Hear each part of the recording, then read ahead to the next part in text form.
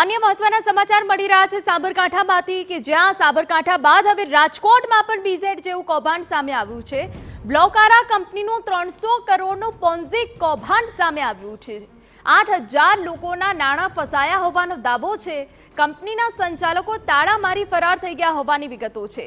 Company સામે સુરતમાં ગુનો દાખલ કરાયો છે। ભોગ બનનારાઓએ રાજકોટ પોલીસ કમિશનરને રજૂઆત કરી। 4.25 લાખના રોકાણ સામે દરરોજ અપાતું હતું 4000નું વળતર।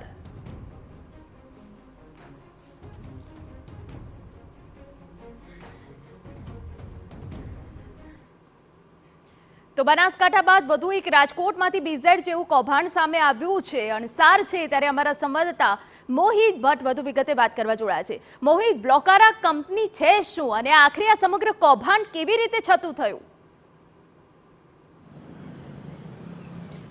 બ્લોકઓરા કંપની છે તે ક્રિપ્ટોકરન્સી બનાવતી હોવાની જે રજૂઆત છે તે કરવામાં આવી હતી। જે રોકાણકારો છે તેને લાલચ આપવામાં આવી હતી।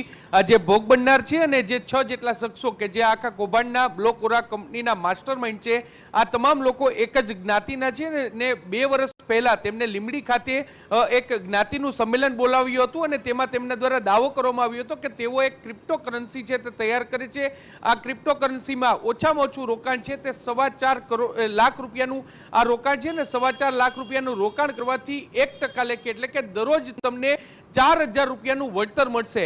આ જ પ્રકારની રજૂઆત છે તે કરવામાં આવી હતી। જે કૌભાંડકારો 6 જેટલા શખ્સો છે તેમના દ્વારા જે મુંબઈમાં અને સાથે સાથે અલગ અલગ મેટ્રો સિટીમાં જે એક મોટી જે મીટિંગ કરી હોવાના વિડીયો છે તે દેખાડવામાં આવ્યા હતા ને ક્રિપ્ટોકરન્સીનું એક ઓનલાઈન પોર્ટફોલિયો તૈયાર કરવામાં આવ્યો હતો, એક વેબસાઇટ છે તે તૈયાર કરવામાં આવી હતી અને દરરોજ રોકાણકારોને તેમના રૂપિયા છે તે ડબલ થઈ રહ્યા છે, 3 ગણા થઈ રહ્યા છે તે પ્રકારની લાલચ છે તે આપવામાં આવી હતી અને આખરે 2 વર્ષ સુધી જે રોકાણકારો છે તેમને વળતર ન મળતા તેમને પોલીસમાં રજૂઆત છે તે કરી છે।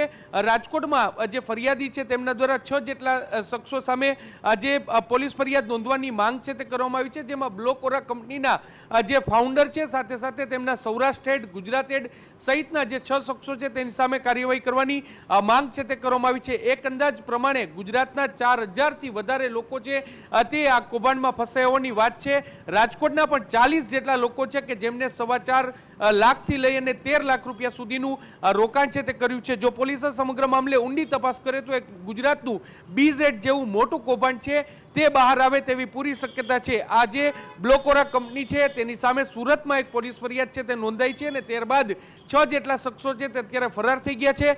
જોવાનું રહેશે કે રાજકોટમાં પણ જે લોકો ભોગ બન્યા છે તેની સામે તેને ભોગ બનનાર લોકો છે તેની ફરિયાદ છે તે પોલીસ ક્યારે લે છે અને કૌભાંડકારો છે તેની સામે કયા પ્રકારની કાર્યવાહી કરે છે। જી બિલકુલ આભાર મોહિત। તો 8000 લોકોના નાણાં ફસાયા હોવાનો દાવો અહીંયા થયો છે। કંપનીના સંચાલકો તાળા મારીને ફરાર થઈ ગયા છે। જોકે હવે સુરતમાં ગુનો દાખલ કરવામાં આવ્યો છે।